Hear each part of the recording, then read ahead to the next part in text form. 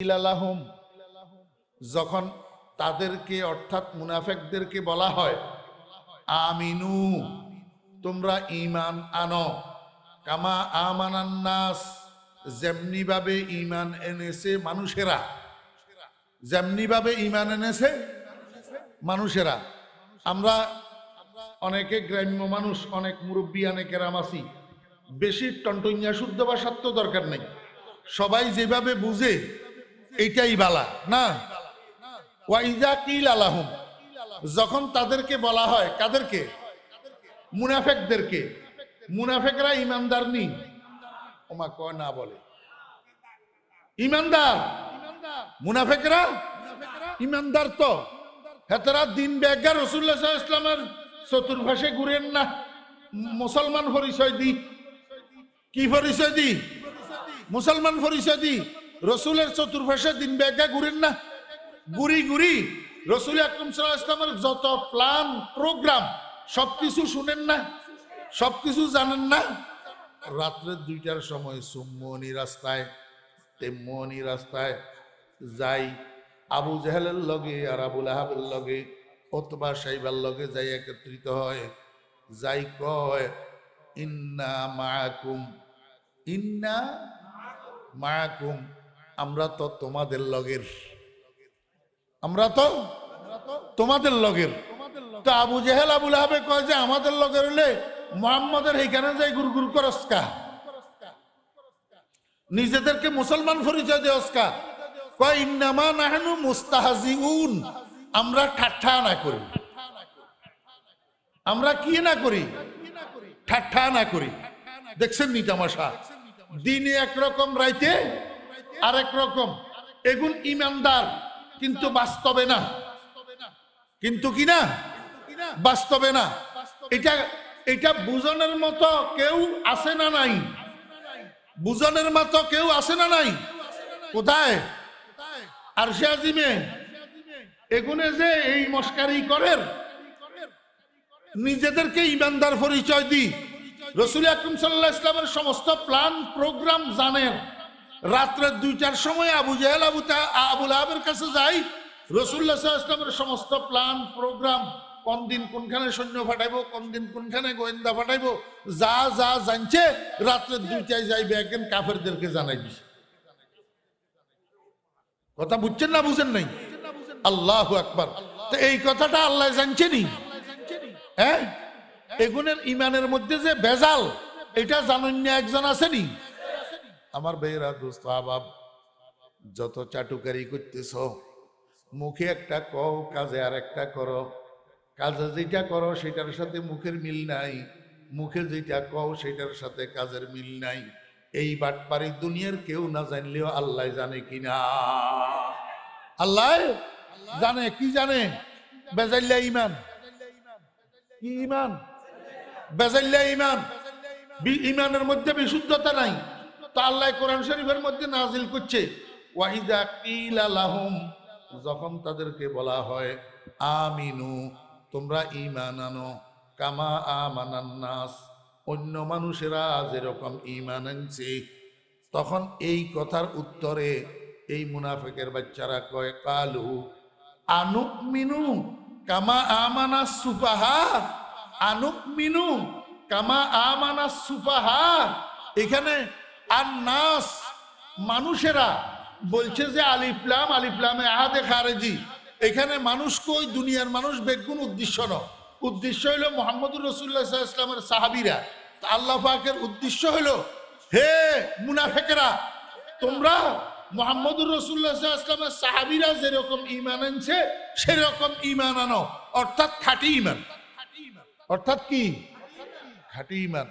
এখন এই মুনাফিকের বাচ্চারা কয়, আমরা বুঝি ঈমান আনতাম, মুহাম্মদের চতুর্দিকে গুড়গুড় করে যে এই বেকুফ বেগুনের মতো, মুহাম্মদের চতুর্পাশে গুড়গুড় করে যে বেকু বেগুনের মতো ঈমান নিয়ে আনতাম। বুঝি থাকলে বলেন তো, মুহাম্মদুর রাসূলুল্লাহ সাল্লাল্লাহু আলাইহি ওয়াসাল্লামের চতুর্পাশে গুড়গুড় করে কনে? 1 নম্বরে আবু বকর, 1 নম্বরে, 2 নম্বরে ওমর, 3 নম্বরে ওসমান, 4 নম্বরে আলী। আমার ভাইরা, দোস্ত আহবাব, 5 নম্বরে আশারায়ে মুবাশশারা, 6 নম্বরে শুরাকায়ে বদর। কয় নম্বর? 1 নম্বরে আবু বকর, 2 নম্বরে ওমর, 3 নম্বরে ওসমান, 4 নম্বরে আলী, 5 নম্বরে শুরাকায়ে, 5 নম্বরে আশারায়ে মুবাশশারা, 5 নম্বরে আশারায়ে মুবাশশারা, 6 নম্বরে শুরাকায়ে বদর, 7 নম্বরে শুরাকায়ে বাইআতে রিদওয়ান, 7 নম্বরে শুরাকায়ে বাইআতে রিদওয়ান। আমার ভাইরা দোস্ত আহবাব, 8 নম্বরে 1.25 লক্ষ সাহাবী, 1.25 লক্ষ সাহাবী। আল্লাহ কয় এই মানুষগুলা, অর্থাৎ আমার রসুলের সাহাবীরা যেরকম ঈমান আনছে তোমরা সেরকম ঈমান আনো। তো এই মুনাফিকরা কয় আমরা বুঝি মুহাম্মদের লগে লগে ঘুরে যে এই বেকুবেগুনের মতো ঈমান আনতাম। বুঝি থাকলে বলেন সে বেকুব কারে কইছে? সাহাবায়ে কেরামেরে, আবু বকরেরে, ওমরেরে, ওসমানেরে, আলীরে, এদের করে কি কইছে? বেকুব কইছে। আসলে বেকুব কি এরা না মুনাফিকেরা? আপনারা পরীক্ষা করি দেখিয়েন, আমি পরীক্ষা করছি। সারা দুনিয়ার যত পাগলের গোষ্ঠী আছে সব পাগলে নিজেকে সুস্থ মনে করে, ভালো মানুষগুলারে পাগল মনে করে। আরো বিভিন্ন জায়গায়ও বলছি, কথা শুনছেন আপনারা, এই জন্য লম্বা করতেছি না। যদি আমার কথা বিশ্বাস না হয়, আপনাদের আশেপাশে ফুল মেন্টাল অথবা হাফ মেন্টাল কোন লোক যদি থাকে, হেতেরে সামনাসামনি একখানা তুই পাগল, এই পাগলাইয়া কই চাইয়েন, হেতে আপনারাই কইব তুই পাগল, তোর 14 গোষ্ঠী পাগল, আমি পাগল না। জি আমার বেয়েরা দোস্ত আহবাব, দুনিয়ার যত বর্বরের জাত আছে, দুনিয়ার যত পাগলের জাত আছে, দুনিয়ার যত বেকুফের জাত আছে, এই বেকুফের জাতেরা সব সময় জ্ঞানী মানুষগুলারে বেকুফ কয়, নিজেদেরকে জ্ঞানী মনে করে। এই মুনাফিকের বাচ্চারা কয় রাসূল আকরাম সাল্লাল্লাহু আলাইহি ওয়াসাল্লামের সাহাবীরা বলে বেকুফ। অদুস্ত আল্লাহর হাবিবের সাহাবীদেরকে যখন বেকুফ বলছে, আল্লাহ পাকের আর বরদাস্ত হয় নাই। আল্লাহ কয় আলা, ও আমার বন্ধুর উম্মতরা, তোমরা সাবধান। তোমরা কি? কোরআন শরীফ কয়দিনের লাই নাজিল হইছে? কয়দিনের লাই? কিয়ামত পর্যন্ত লাই না। কোরআন শরীফ কয়দিনের লাই নাজিল হইছে? কিয়ামত পর্যন্ত লাই। তাহলে বুঝা যার এই মুনাফিকের নসল, এই মুনাফিকের বংশধর কিয়ামত পর্যন্ত থাকবো, এবং এই বংশধর মুনাফিকের বংশধররা কিয়ামত পর্যন্ত সাহাবীদেরকে কটাক্ষ করব, সাহাবীদেরকে গালি দিব, সাহাবীদের দোষ ধরব। আমার ভাইরা সাহাবীদেরকে বোকা আর বেকুব আখ্যায়িত করব। ঠিক নেই? আল্লাহ পাক রব্বুল আলামিন কয় কিয়ামত পর্যন্ত আনেওয়ালা উম্মতে মুহাম্মদিয়া, তোমরা সাবধান, তোমরা সাবধান। আমার বন্ধুর সাহাবীদেরকে যারা বেকুব কয়, আলা ইন্নাহুম হুমুস সুফাহা, এরাই বেকুব, এরাই বেকুব, তারাই বেকুব। শুধু তারা বেকুব ন, তারাই বেকুব। অর্থাৎ দুনিয়ার মধ্যে বেকুব থাকলে এই মুনাফিকের বাচ্চারা বেকুব থাকলে, আমার ভাইরা দোস্ত আহবাব, আল্লাহ পাক রব্বুল আলামিনের সুন্নাত, আল্লাহ পাক রব্বুল আলামিনের তরিকা, আল্লাহর হাবিবের সাহাবীদেরকে যখন যারা যেই শব্দে গালি দেয়, হুবহু শব্দে তাদেরকে সেই গালি ফেরত দেওয়া, সেই গালি ফেরত দেওয়া। এখন বর্তমান বিশ্বের মধ্যে মানুষ কতগুলো আছে যারা নিজেরা নিজেদেরকে মুসলমান দাবি করে, শুধু মুসলমান দাবি করে না, বরং বিশ্ব মুসলিমের ইসলামের ঠিকাদার মনে করে।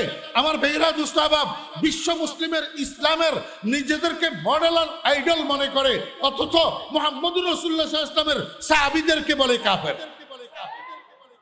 মুহাম্মদুর রাসূলুল্লাহ সাল্লাল্লাহু আলাইহি ওয়াসাল্লামের সাহাবীদেরকে কি বলে? আমার ভাইরা দোস্ত আহবাব, নবীজি বলে দুনিয়া থেকে বিদায় হওয়ার পরে 1-2 জন সাহাবী ছাড়া আর বাকি সব সাহাবী বলে মুরতাদ হইয়া গেছে, কাফের হইয়া গেছে। এর মধ্যে নিকৃষ্টতম কাফের, নাউযুবিল্লাহি মিন যালিকা, আস্তাগফিরুল্লাহ, নকলে কুফর, কুফর নাবাসন, নিকৃষ্টতম কাফের বলে আবু বকর আর ওমর। হ্যাঁ, আল্লাহ কয় তারাই বেকুব, যারা সাহাবীরে বেকুব কইছে আল্লাহ পাক হুবহু শব্দ দিয়া তাদেরকে ফেরত দিছে। এখন যারা সাহাবীদেরকে কাফের কয়, আমাদের কর্তব্য না তাদেরকে বলা তুই তোর 14 গোষ্ঠী কাফের, ঠিক না বেটি? আবু বকর আর ওমরের কাফের কইলে হেতেরে এইটা ফেরত দিতে হইব না? যদি ফেরত নদী কত বড় ধমকি শুনেন। قال رسول الله صلى الله عليه وسلم اذا ظهرت الفتن والبدع وسبت اصحابي, হে আমার উম্মতেরা, যখন জমিনের মধ্যে ফিতনা ফাসাদ প্রকাশ পাবে, আল্লাহু আকবার, বেদাত প্রকাশ পাবে এবং মানুষ আমার সাহাবীদেরকে নিয়ে গালমন্দ করা শুরু করবে, আমার সাহাবীদের সম্পর্কে কটাক্ষ করা শুরু করবে, আমার সাহাবীদেরকে জালেম বলবে, জালেম। যেমনি ভাবে আজকে রাসূল আকরাম সাল্লাল্লাহু আলাইহি ওয়াসাল্লামের ওহীর লেখক হযরতে আমিরে মুআবিয়া রাদিয়াল্লাহু আনহুর মতো জলিলুল কদর সাহাবীকে জালেম বলতেছে মুসলমানের বাচ্চারা। কি বলে? জালেম।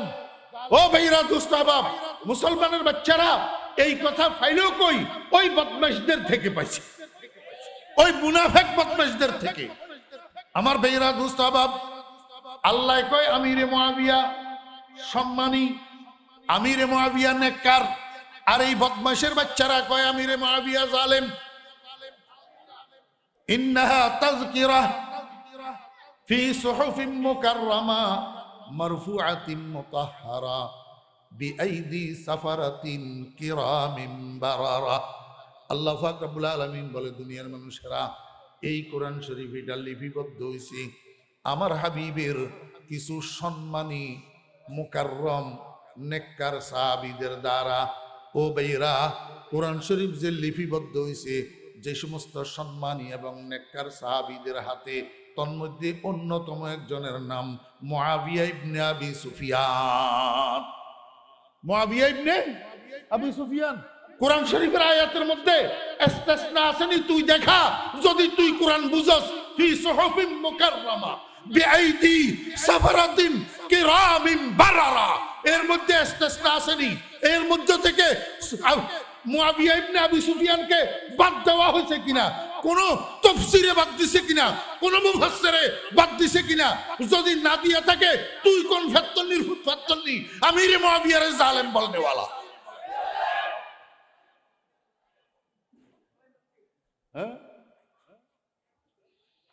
আমার ভাইরা দুস্তাবাব, আবু বকর সিদ্দিক রাদিয়াল্লাহু আনহুকে গালি দে, ওমর ফারুক রাদিয়াল্লাহু আনহুকে গালি দে। ওই বদমাশের বাচ্চা বদমাশ তার কিতাবের মধ্যে, তার বইয়ের মধ্যে লিখছে, কোন মানুষ যদি যৌন দুর্বলতার শিকার হয়, স্ত্রী মিলনে দুর্বল হয়, স্ত্রী সহবাসে যাওয়ার সময় ডাইন রানের গোড়াতে আবু বকর লেখি, বাম রানের গোড়াতে ওমর লেখি, যদি স্ত্রী মিলনে যায় তার আর যৌন দুর্বলতা থাকবে না। নাউযুবিল্লাহি মিন যালিক। আমার ভাইয়েরা দুস্তাবাব, এমন গালি আবু বকর আর ওমরকে দুনিয়ার কোনো কাফেরে দেয় নাই, দুনিয়ার কোনো ইহুদি দেয় নাই, দুনিয়ার কোনো খ্রিস্টানে দেয় নাই। যেই গালি এই বদমাশের বাচ্চা বদমাশ দিছে, এই বদমাশ কি বুঝাইলো এই কথা দিয়া, কি বুঝাইলো এই কথা? বুঝাইলো আবু বকর আর ওমর দুজন যৌন অত্যাচারী, দুজন উগ্র যৌনতার অধিকারী। অতএব কারণে এদের নাম রানের গোড়ায় লেখি, যদি কেউ স্ত্রী মিলনে যায় তার কাছে আর যৌন দুর্বলতা থাকবে না। নাউযুবিল্লাহি মিন যালিক। আমার ভাইরা, এই বদমাইশের যদি আমি কাফের না কই তো আমার ঈমানও তো থাকে না। কারণ আল্লাহর রাসূলের থেকে আমার কাছে ঈমান আসছে, ইসলাম আসছে এক নম্বরে আবু বকরের মধ্যস্থতায়, দুই নম্বরে ওমরের মধ্যস্থতায়। এখন আবু বকর আর ওমর যদি কাফের হয়, মুরতাদ হয়, তাহলে আমার ঈমানের ফাউন্ডেশন কোথায়, আমার ঈমানের ভিত্তি কোথায়? এখন আমি নিজের ঈমান বাঁচানোর জন্য এই বদমাইশের কাফের বলা ছাড়া উপায় না। আমার ভাইরা দুস্তাবাব, আপনারা মনে মনে চিন্তা করতেছেন কার কথা কয় বলবো? একটু অপেক্ষা করেন, বলবো ইনশাআল্লাহ। বনকে दीवाना करेंगे खल्क को दीवाना हम, बनके दीवाना करेंगे खल्क को दीवाना हम, बरसरे मिंबर सुनाएंगे तेरे अफसाना हम। আল্লাহর হাবিব বলছেন, ইজা জাহারাতিল ফিতানু ওয়াল বিদাউ, যখন ফিতনা ফাসাদ প্রকাশ পাবে, বিদআত প্রকাশ পাবে, ওয়া সুব্বাত আসহাবি, আমার সাহাবীদেরকে গালি দেওয়ার রেওয়াজ শুরু হবে। আল্লাহর হাবিব বলেন, ফালইউযহিরিল আলিমু ইলমা, ফালইউযহিরিল আলিমু ইলমা, আই ফালইউযহিরিল আলিমুল্লাযী ইয়ালামু মানাকিবা আসহাবি, ফালইউযহিরিল আলিমু আল্লাযী ইয়ালামু মানাকিবা আসহাবি, যে আলেম আমার সাহাবীদের মানাকিব জানে, আমার সাহাবীদের ফজিলত জানে, আমার সাহাবীদের সম্মান জানে, আমার সাহাবীদের গুণাবলী সম্পর্কে জানে, ওই আলেমের জন্য কর্তব্য সর্বসাধারণ মুসলমানের সামনে আমার সাহাবীদের ফাজাইল আর মানাকিব যেন বর্ণনা করে। কে বলছে? রাসূল। কে বলছে? রাসূল। ও আলেম, তোমরা যদি আমার সাহাবীদের ফাজাইল আর মানাকিব সম্পর্কে, আমার সাহাবীদের গুণাগুণ সম্পর্কে, মর্যাদা মর্তবা সম্পর্কে যদি ইলম রাখো, তো সেই ইলম সর্বসাধারণ মুসলমানের কাছে প্রকাশ করো, তাদেরকে জানাইয়া দাও। আমার উম্মতদেরকে আমার সাহাবীদের বক্ত বানাও, বক্ত। এই দায়িত্ব আমাদের কাঁধে কে দিছে? আল্লাহর রাসূল। আরো দমক দিছে, কি বলছে?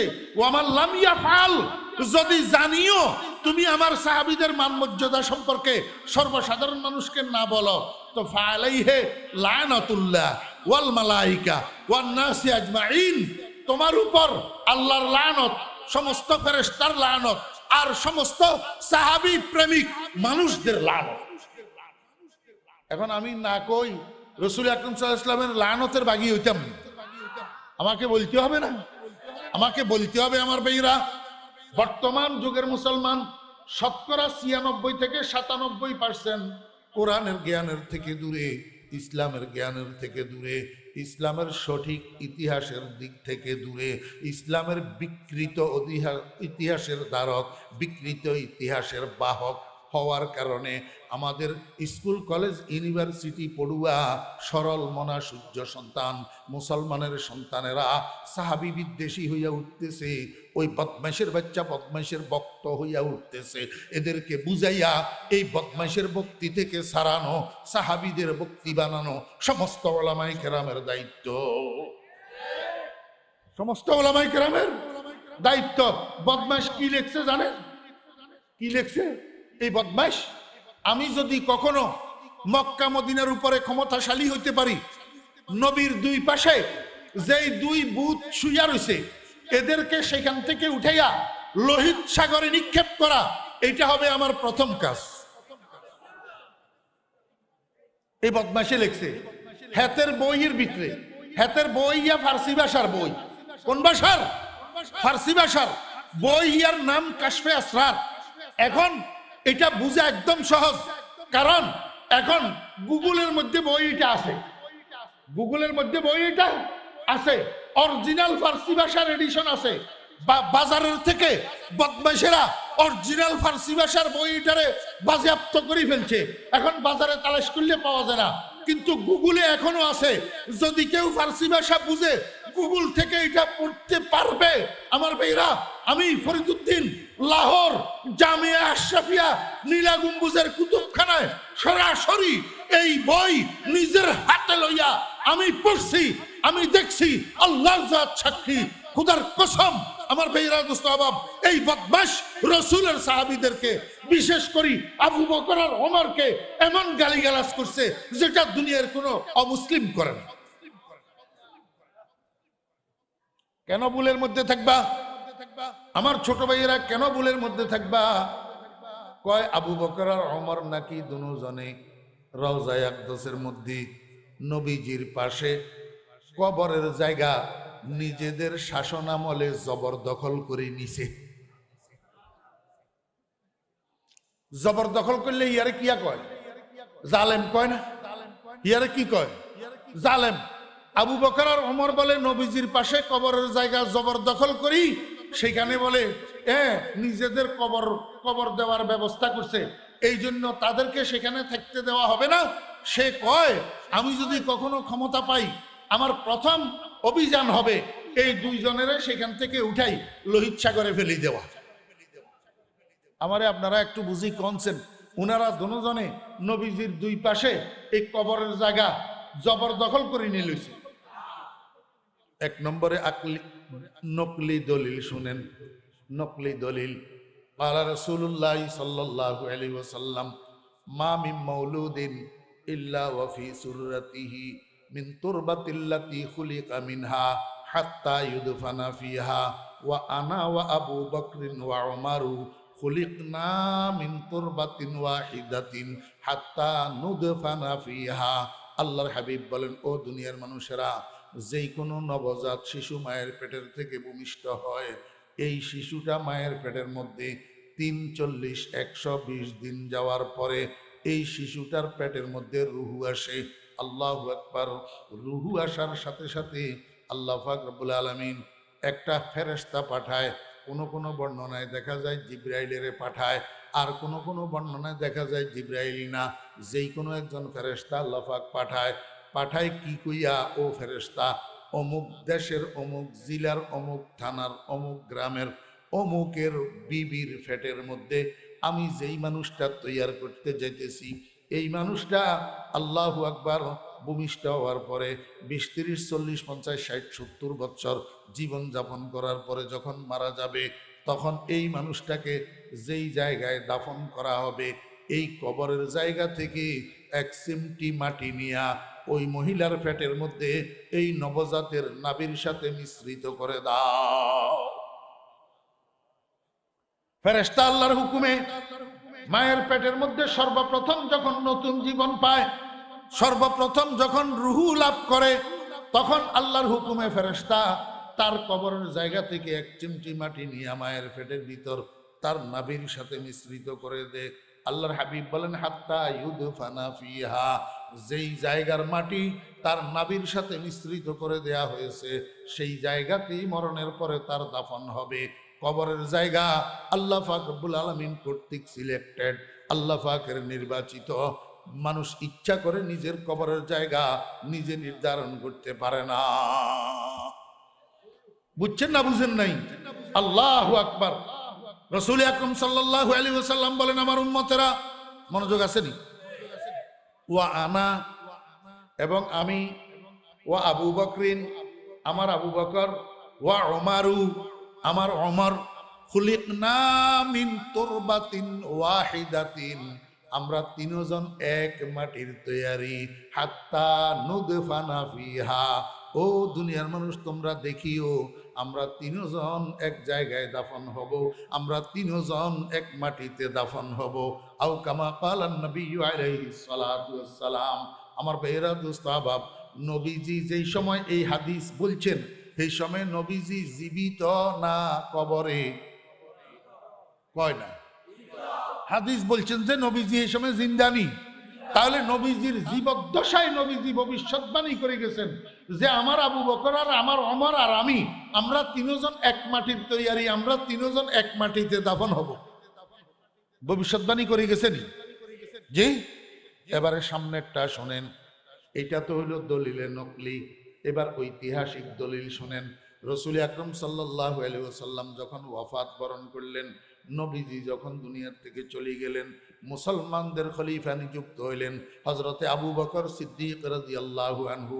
আমার ভাইয়েরা, 2 বৎসর কয়েক মাস আবু বকর সিদ্দিক রাদিয়াল্লাহু আনহু খেলাফত পরিচালনা করছেন, রাষ্ট্র পরিচালনা করছেন। এন্তেকালের 2 মাস আগে আবু বকর সিদ্দিক হঠাৎ একদিন আম্মা আয়েশা সিদ্দিকা রাদিয়াল্লাহু আনহার ঘরে যাইয়া উঠছে। আম্মা আয়েশা সিদ্দিকা রাদিয়াল্লাহু আনহা আব্বাকে দেখি সালাম দিয়েছেন, আসসালামু আলাইকা ইয়া খলিফাত রাসূলিল্লাহ, হে আল্লাহর রাসূলের খলিফা, আমার সালাম গ্রহণ করুন। এরপরে বলতেছে, বাবা কোনো খবর নাই, বার্তা নাই, বিনা খবরে অসময়ে কি উদ্দেশ্যে আসলেন? এই কথা জিজ্ঞেস করার সাথে সাথে আবু বকর সিদ্দিক রাদিয়াল্লাহু আনহু চোখের পানি আর ধরে রাখতে পারে না, জর করে চোখের পানি পড়া শুরু হয়েছে, কান্না শুরু করছে। এখন আব্বার কান্না দেখি বেটিও কাঁদে, আয়েশা সিদ্দিকা রাদিয়াল্লাহু আনহাও কাঁদে। আয়েশা কয়, আব্বা কাঁদেন কেন, কি ব্যাপার আমাকে বলেন। আবু বকর কয়, মা রে, তুমি তো দেখছো আমি আমার সারাটা জীবন মুহাম্মদুর রাসূলুল্লাহ সাল্লাল্লাহু আলাইহি ওয়াসাল্লামের জন্য কোরবান করে দিয়েছি। ঠিক না বে ঠিক বলে? হ্যাঁ, হযরত আবু বকর সিদ্দিক রাদিয়াল্লাহু আনহু বলেন, জীবন যৌবন সব মুহাম্মদুর রাসূলুল্লাহ সাল্লাল্লাহু আলাইহি ওয়াসাল্লামের জন্য কোরবান করে দিয়েছি। আমার জীবনটা কাটাইছি আল্লাহর হাবিবের চতুর্পাশে ঘুরিয়া ঘুরিয়া। ও আয়েশা, আমার মনে হয় আমি আর বেশি দিন বাঁচবো না, আমার মনে হয় আমার সময় নিকটবর্তী হয়ে আসতেছে, কিন্তু মনকে মানাইতে পারি না। আমি মারা গেলে তোমরা সকলে আমাকে ধরিয়া নিয়া জান্নাতুল বকী কবরস্থানে দাফন করে দিবা, তাহলে আমার বরজখের হায়াতটা বন্ধুর পাশে থাকিয়া তো কাটাইতে পারবো না। এই জন্য তোমার কাছে আসছি যে মা, আল্লাহর হাবিব তো তোমার ঘরের মধ্যে শায়িত, আল্লাহর হাবিবের রওজা তো তোমার ঘরের ভিতর, ওই রুমটার মালিক তো তুমি, সেখানে তো আরো জায়গা আছে। যদি তোমার ঘরের মধ্যে তোমার স্বামীর পাশে আব্বারে একটা কবরের জায়গা ভিক্ষা দাও, বরজখের হায়াতটা আব্বা একটু নবীজির পাশে থাকতে পারি। কত নরম হইতেছে। আম্মা জান আয়েশা সিদ্দিকা রাদিয়াল্লাহু আনহা কয়, আব্বা আমি তো আপনার কন্যা, আমার কাছে আপনি এত নরম হওয়ার কি দরকার, এত কান্নাকাটির কি দরকার? আমি আপনার সাথে ওয়াদা করলাম, আমি যদি আপনার আগে মরে যাই আমি ওসিয়ত করে যাব, আর আপনি যদি আমার আগে মরেন আমার নিজস্ব ব্যবস্থাপনায় আল্লাহর হাবিবের পাশে আপনাকে দাফন করব। 2 মাস পরে সিদ্দিক আকবর রাদিয়াল্লাহু আনহু ইন্তেকাল হইয়া গেছেন। আম্মা আয়েশা সিদ্দিকা রাদিয়াল্লাহু আনহা অর্ডার দিয়া উনার নিজস্ব ব্যবস্থাপনায় আবু বকর সিদ্দিক রাদিয়াল্লাহু আনহুকে আয়েশা নিজের ঘরের মধ্যে নবীজির পাশে দাফনের ব্যবস্থা করেছেন। বুঝে থাকলে বলুন না, মালিকের ইচ্ছাই হইছে না জবরদখল করি হইছে? মালিকের। আমার ভাইয়েরা দুস্তাবাব, আবু বকর সিদ্দিক রাদিয়াল্লাহু আনহুর ইন্তেকালের পরে মুসলমানদের খলিফা নিযুক্ত হলেন ওমর ইবনুল খাত্তাব রাদিয়াল্লাহু আনহু। হযরত ওমর ফারুক রাদিয়াল্লাহু আনহু খলিফা নিযুক্ত হইলেন। 10 বছর কয়েক মাস একটানা হযরত ওমর ফারুক রাদিয়াল্লাহু আনহু অর্ধ দুনিয়া শাসন করছেন। ইন্তেকালের 2 মাস আগে হঠাৎ ওনার মধ্যে খেয়াল আসলো, আমার মনে হয় সময় আমার বেশি বাকি নাই। উনি একদিন বিনা খবরে উইদাউট ইনফরমেশন যাইয়া উঠছে আয়েশা সিদ্দিকা রাদিয়াল্লাহু আনহার ঘরে। এখন আয়েশা তো ওমরের জন্য বেগানা, সামনে আসে না, পর্দার আড়াল থেকে সালাম দে, আসসালামু আলাইকা ইয়া খলিফাত রাসূলিল্লাহ, হে আল্লাহর রাসূলের খলিফা। হঠাৎ বিনা খবরে কি উদ্দেশ্যে আগমন? ওমর ফারুক রাদিয়াল্লাহু আনহু আল্লাহু আকবার যার যার কান্না শুরু করছে। আয়েশা, আপনি তো জানেন আমরা দুজন মানুষ, আবু বকর আর আমি, আপনার আব্বা আর আমি, সারাটা জীবন নবীজির ডাইনে বামে ডাইনে বামে ডাইনে বামে সামনে পিছনে আমাদের 2 জনের হায়াতটা কেটছে। ও আয়েশা, আপনার আব্বা তো যাইয়া বন্ধুর পাশে শুইয়া গেছে, কিন্তু আমি কি করব? আমার মন তো মানে না। আমাকে যদি আপনারা নিয়ে জান্নাতুল বকীতে দাফন করেন আমার বরজখের হায়াতটা তো বন্ধুর পাশে কাটানো যাবে না। এই জন্য আরো তো জায়গা আছে রওজায়ে আকদাসের মধ্যে, আপনার রুমের মধ্যে, আপনার কাছে একটা কবরের জায়গা ভিক্ষা চাওয়ার জন্য এসেছি। এই কথা শোনার সাথে সাথে আয়েশা সিদ্দিকা রাদিয়াল্লাহু আনহা কান্না শুরু করছে। কেন কাঁদতেছে? একটা কারণ আছে। কারণ হইল হযরত রাসূল আকরাম সাল্লাল্লাহু আলাইহি ওয়াসাল্লামের ইন্তেকাল তো আয়েশার ঘরের মধ্যে, দাফন আয়েশার ঘরের মধ্যে। হযরত আয়েশা সিদ্দিকা রাদিয়াল্লাহু আনহা খুশি মনে মনে, আমার স্বামী আমার ঘরের মধ্যে, আমার কামরার মধ্যে, আমার মালিকানাধীন জায়গার মধ্যে দাফন হইছে। যখন স্বামী আমার জায়গার মধ্যে দাফন হইছে, আমার কবর তো আমার ঘরের মধ্যে নির্ঘাত হবে, তাহলে আমি একমাত্র স্ত্রী নবীজির পাশে বরজখের হায়াতটা কাটাইতে পারবো। এই মনে কইরা আয়েশা মনে মনে খুশি। এবং রাসূল আকরাম সাল্লাল্লাহু আলাইহি ওয়াসাল্লাম আরেকটা কথা জীবদ্দশায় আয়েশাকে বলে গেছেন, আয়েশা, আমার পরে আল্লাহর নবী ঈসা আলাইহিস সালাম আবার দুনিয়াতে আসবে, দুনিয়াতে উনার ইন্তেকাল হবে, আর ঈসা আলাইহিস সালামের কবরটা আমার কবরের পাশে হবে। এই কথা রাসূল আকরাম সাল্লাল্লাহু আলাইহি ওয়াসাল্লাম আয়েশাকে বলে গেছেন। এখন আয়েশা হিসাব করে দেখছে উনার রুমের মধ্যে মোট 4টা কবরের জায়গা আছে। 4টা কবরের জায়গা অলরেডি 3টা তো ফিল আপ হয়েই গেছে। রসুল আকরাম সাল্লাল্লাহু আলাইহি ওয়াসাল্লামের একটা, আবু বকরের একটা, 2টা, আর একটা রিজার্ভ হযরত ঈসা আলাইহিস সালামের জন্য। তাহলে 3টা তো অলরেডি চলে গেল, আর একটা কবরের জায়গা আছে। এখন এটা যদি আমি ওমরকে দিতে যাই তাহলে আমার 7টা বিসর্জন দেয়া লাগে। আমি তো আর স্বামীর সাথে ঘুমাইতে পারি না। এই কথা ভেবে হযরতে আয়েশা সিদ্দিকা রাদিয়াল্লাহু আনহা কান্না শুরু করছে। ও ভাইরা দোস্ত বাপ, হযরতে আয়েশা সিদ্দিকা রাদিয়াল্লাহু আনহা মনে মনে কয়, আমার স্বার্থ গেলেও গেছে, আমি আমার স্বার্থ যদি নাও পাই, আমি যদি আমার বন্ধুর পাশে শুইতে নাও পারি, আমার কবর যদি নাও হয়, কিন্তু আমি ওমরকে খালি হাত ফিরাই দিতে পারবো না। কারণ তো ওমর ওই মানুষ যার সম্পর্কে আমার বন্ধু বলছেন, লাউ কানা বাদি নবিয়্যান লাকানা ওমর, আমার পরে দুনিয়াতে যদি কোনো নবী আসতো তাহলে ওমর নবী হয়ে আসতো। এখন এত বড় মানুষ আমার সামনে আসি কবরের জায়গা ভিক্ষা চাইতেছে, আমি তাকে খালি হাত কেমনে ফিরাইয়া দিই? হযরত আয়েশা সিদ্দিকা রাদিয়াল্লাহু আনহা কয়, খলিফাতুল মুসলিমিন, আমি ওয়াদা করলাম আমি যদি আপনার আগে মরে যাই আপনাকে সেখানে দাফন করার জন্য আমি ওসিয়ত করে যাব। আর যদি আপনি আমার আগে মরে যান, আমার নিজস্ব ব্যবস্থাপনায় আমি আপনাকে নবীজির পাশে দাফনের ব্যবস্থা করব। ঠিক 2 মাস পরে হযরত ওমর ফারুক রাদিয়াল্লাহু আনহু ইন্তেকাল করেছেন। আম্মাজান আয়েশা সিদ্দিকা রাদিয়াল্লাহু আনহা কিন্তু জিন্দা। আয়েশা সিদ্দিকা রাদিয়াল্লাহু আনহা হুকুম দিয়া নিজের ব্যবস্থাপনায় হযরত ওমর ফারুক রাদিয়াল্লাহু আনহুকে নবীজির পাশে দাফনের ব্যবস্থা করেছেন। এবার বুঝে থাকলে বলুন, আবু বকর ওমর দুজনের কবর রওজায়ে আকদাসের মধ্যে নবীজির পাশে সন্ত্রাসী কায়দায় জবরদখল করিয়া হইছে না মালিকের ইচ্ছায় হইছে? এখন এতে যে কয় আমার যদি ক্ষমতা হইতো, মক্কা মদিনার উপরে আমার যদি ক্ষমতা হইতো, আমি এই 2 জনের এইখান থেকে উঠাইয়া লোহিত সাগরে নিক্ষেপ করতাম। কারণ এরা দুজন জবরদখলকারী, এরা নবীর পাশে কবরের জায়গা জবরদখল করে গ্রহণ করছে।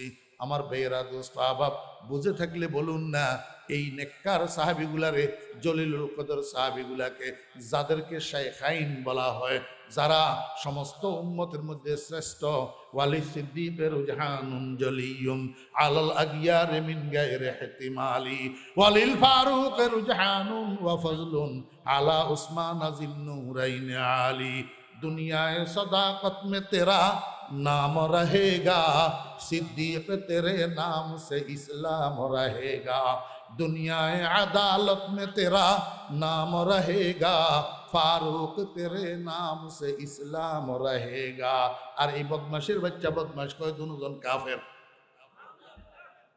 दोनों কাফের। আমার ভাইরা দোস্ত আহবাব, আজকে আমি আপনাদেরকে বলতে চাই, সাহাবায়ে কেরামকে যারা গালি দেয়, গোটা বিশ্বব্যাপী এই বদমাশ দলের নাম হলো শিয়া।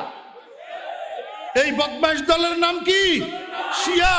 এরা সাহাবায়ে কেরামকে গালি দেয়, এরা সাহাবায়ে কেরামকে কাফের বলে। আর এই বদমাশ দলের প্রতিষ্ঠাতা, এই বদমাশ দলের প্রতিষ্ঠাতা প্রয়াত নেতা তাদের আয়াতুল্লাহ রুহুল্লাহ খুমিনি। আয়াতুল্লাহ রুহুল্লাহ খুমিনি, ওমা নাম শুনি আপনারা যেন একটু স্তব্ধ হয়ে গেলেন মনে হয়। জি আমার ভাইরা দোস্ত আহবাব, ও মুসলমানের সন্তানেরা, যুবকেরা, তরুণেরা, ও বিভিন্ন দলের রাজনীতি করো যে আমার ছোট ভাইয়েরা, স্কুল কলেজ ইউনিভার্সিটির ছাত্র ভাইয়েরা, আমি ফরিদউদ্দিন জিম্মাদারের সাথে বলতেছি, যদি আমি মিথ্যা কথা বলি, আমার জিহ্বা যেন আল্লাহ পাক কিয়ামতের ময়দানে জাহান্নামের আগুন দিয়া, জাহান্নামের কেসি দিয়া কাটি দে। আমি জিম্মাদারের সাথে বলতেছি, আমার ভাইয়েরা দোস্ত আহবাব, এই খুমিনি তার লিখিত বই কশফে আসরারের মধ্যে লিখছে, আমার আম্মা আয়েশা নাকি পতিতার বেশ্যা। হ্যাঁ, তোমার মারে যদি কেউ তোমার সামনে বেশ্যা কয়, পতিতা কয়, বেবিচারিণী কয়, দেহ ব্যবসায়িনী কয়, তোর গা গরম হবে কি হবে না? তুই যদি মায়ের সূর্য সন্তান হইয়া থাকস, আমার সামনে যদি কেউ আয়েশাকে গালি দে, বেশ্যা কয়, পতিতা কয়, আমার রক্ত কেন গরম হবে না? আয়েশারে বেশ্যা বলার পরে তারপরেও খুমিনির প্রতি তোর যদি মমতা থাকে, মায়া থাকে, প্রেম থাকে, ভালোবাসা থাকে, আমি বলবো তুই ইমানদার না।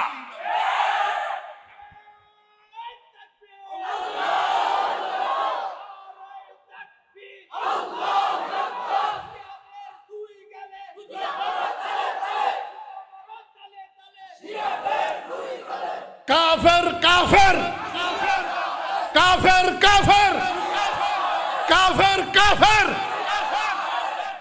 এইটাই হলো মূল স্লোগান। নাই নাই খুমিনি তো মরি করতে গেছে, জুতা কোন তুলবেন? কথা শুনেন, কথা শুনেন, কথা শুনেন। এই শিয়া, এই ইরান, এই শিয়া, এই খুমিনি কসমিন কালেও বিশ্ব মুসলিমের আইডল হইতে পারে না। এই শিয়া, এই ইরান কসমিন কালেও বিশ্ব মুসলিমের মডেল হইতে পারে না। যদি কাউকে জিজ্ঞেস করা হয়, সাংবাদিক যদি জিজ্ঞেস করে, আপনি বা আপনারা যদি কখনো ইসলামী হুকুমত কায়েম করার সুযোগ পান, কোন ধরনের ইসলামী হুকুমত কায়েম করবেন? কোন মডেল আপনাদের সামনে আছে কিনা? যদি কেউ বলে আছে, মডেলটা হলো ইরান, আমি আপনাকে বলবো দোস্ত, ইরান ইসলামী হুকুমত নয়, ইরান শিয়ার হুকুমত। ইরান কিসের হুকুমত? শিয়ার হুকুমত। ইরান প্রীতি, শিয়া প্রীতি, খুমিনি প্রীতি যদি আপনার কাছে থাকে, আপনাদের কাছে থাকে, রাসূল আকরাম সাল্লাল্লাহু আলাইহি ওয়াসাল্লামের খাঁটি আহলুস সুন্নাত ওয়াল জামায়াতের অনুসারী উম্মতেরা আপনার সাথে, আপনাদের সাথে কিয়ামত পর্যন্ত বুক মিলাবে না। আমি আপনাদেরকে একটা কষ্টি পাথর হাতে দিয়ে দিতেছি, কষ্টি পাথর। আমার ভাইরা, যত মানুষ আমার সামনে, আপনার সামনে ইসলামের কথা আসি বলবে, কষ্টি পাথরে একটু বসি দেখবেন কোন ইরানের গন্ধতন্দ আসেনি, শিয়ার গন্ধতন্দ আসেনি, কোন খুমিনি প্রীতি আসেনি। যদি দেখেন বিন্দু মাত্র খুমিনি প্রীতি আছে, শিয়া প্রীতি আছে, ইরান প্রীতি আছে, 100 গজ দূরে থাকবে। ওয়া আখিরু দাওয়ানা আনিল হামদুলিল্লাহি রাব্বিল আলামিন। কথা শুনেন, কথা শেষ হয় নাই। 1 নম্বর কথা হইল, আগামী শনিবার, কয় তারিখ? 18 তারিখ। আগামী শনিবার 18 তারিখ এই ছাগলনাইয়া রোডে বাংলা বাজারের পশ্চিম দিয়ে রাস্তার উত্তর পাশে একটা মাদ্রাসা হয়েছে, আপনারা আরো শুনছেন, জমিরিয়া মাদ্রাসা হরিপুর। জমিরিয়া মাদ্রাসা হরিপুর। আল্লাহ পাক এই অদমের হাতে করাইছেন আমার শেখ হযরত মাওলানা শাহ জমিরউদ্দিন নানুপুরি রহমতুল্লাহ আলাইহির নামে জমিরিয়া মাদ্রাসা হরিপুর। আগামী শনিবারে মাদ্রাসার মাহফিল। নানুপুরের পিসা হুজুর আসবেন, টঙ্গীর হযরত মাওলানা নজির আহমদ শাহ হুজুর আসবেন, ঢাকার মাওলানা আব্দুল খালেক শরীয়তপুরি সাহেব আসবেন, মাওলানা হারিসউদ্দিন সাহেব আসবেন, নোয়াখালীর হযরত মাওলানা ইয়াকুব কাসেমি সাহেব আসবেন, আরো অনেক ওলামায়ে কেরাম। আমি আপনাদেরকে দাওয়াত দিতেছি, যদি মহব্বত করেন আমার কদ্দুরা দোয়া দিয়ে আইবেন, কদমগুলা দিয়ে আমাদের সাথে একটু ছড়িয়ে আসবেন, একটু দেখিয়ে আসবেন। এই কথা সকলের কাছে, সমস্ত মুহিব্বিনদের কাছে আমার অনুরোধ এবং আপনাদের প্রতি দাওয়াত। এর পরের কথা, হুজুরে রাজীপুরি সাহেব হুজুর দামাত বারাকাতুহু আপনাদের থেকে কালেকশন করছে, অনেকে দিছেন, অনেকে হয়তো তখন ছিলেনও না, আর দিলেও